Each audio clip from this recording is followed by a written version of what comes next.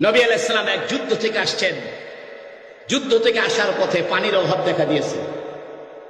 হযরত আলীকে এবং আরেকজন সাহাবীকে নবী পাঠিয়েছে, যাও তো কোথাও পানি পাও কিনা, যদি পানি পাও যে কোনো জায়গায় পানি নিয়ে আসবে। ভালো করে শুনেন।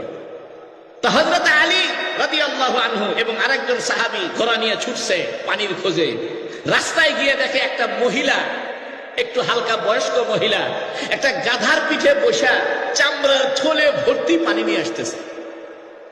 তো হযরত আলী জিজ্ঞেস করছে তুমি পানি পাইলা কই?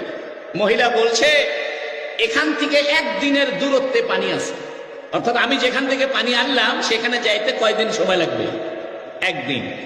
হযরত আলী বলছেন, রাসূল বলছেন যেখানে পানি পাইবা পানি নিয়ে আসবা। খেয়াল করেন, হযরত আলী বলছেন ওই সাহাবীকে, শোনো, রাসূল বলেছেন পানি পাওয়া মাত্র পানি নিয়ে আসবে।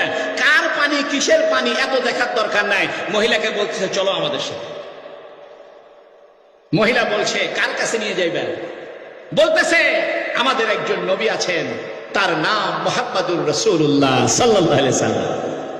মহিলা বলছে ও বুঝছি, ওই বিধর্মীর কাছে আমাকে নিয়ে যাইবেন। কারণ মুহাম্মদ সাল্লাল্লাহু আলাইহি সাল্লাম কাফেরদের দৃষ্টিতে কি?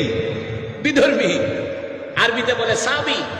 ওই মহিলা বলছে বুঝছি, তোমরা ওই মক্কার ওই বিধর্মীর কাছে আমাকে নিয়ে যাইবা, যে বাপদাদা ধর্মের বিরোধিতা করে, তার কাছে নিবা। হযরত আলী বলছে অত কথা বুঝি না, নবী বলছে পানি যেখানে পাইবা পানি নিয়ে আসবে। তোমার কাছে পানি আছে, চলো নবীর কাছে চলো। সুবহানাল্লাহ। নবী আলাইহিস সালাম ওই মহিলাকে বললেন একটু পানি দাও। মহিলা চুপ করে আছে। এক পর্যায়ে মহিলা বললেন নেন, সামান্য যা লাগে নেন, অল্প নেন, বেশি নিয়েন না। নবী বললেন মশকের চামড়া খুলো। আর সব সাহাবী বললেন তোমরা যাদের যাদের পানি দরকার সবাই পানি নিয়ে যাও। সুবহানাল্লাহ বলেন। ওই বয়স্ক মহিলা একবার নবীর চেহারার দিকে তাকায়, আর একবার পানি যে ঢালছে সেদিকে তাকায়। এক পর্যায়ে সব মানুষ পানি নিল, মহিলা ভয়ে ভয়ে ছিল, না জানি আমার পানি সব শেষ হয়ে যায়। মহিলা বলছে 400 লোকের মতো পানি নিয়ে গেল। এরপরে আমি আমার মশকের দিকে তাকায় দেখি মশকের পানি একটুও কমে নাই। সুবহানাল্লাহ বলেন। নবীজি বললেন ও আমার সাহাবীরা, কিছু খেজুর সংগ্রহ করো, এই মহিলাকে দাও। কেন? কারণ এই মহিলার একটু সময় নষ্ট হয়েছে, রাস্তার থেকে তোমরা ধরে আনছো, ঘটনা শেষ, মহিলা চলে গেছে, বাড়িতে যাইতে দেরি হয়েছে। তো মহিলার স্বামী জিজ্ঞেস করছে এত দেরি হলো কেন, কোথায় ছিলা?